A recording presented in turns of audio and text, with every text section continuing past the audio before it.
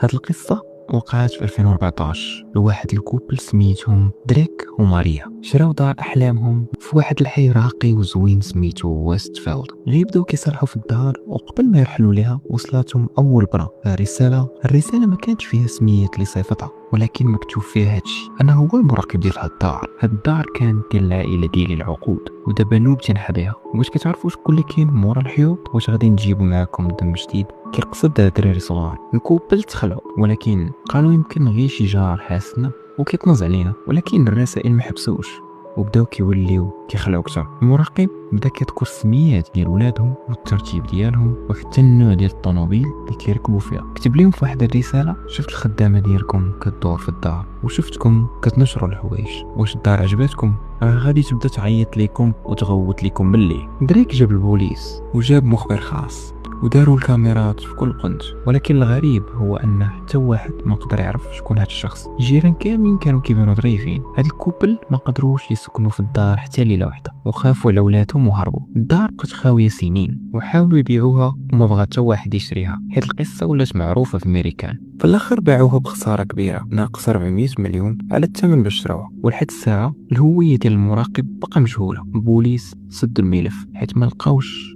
دليل مادي، ولكن الناس داك الحي باقين كيخافوا يمشيو لجهة ديك الدار.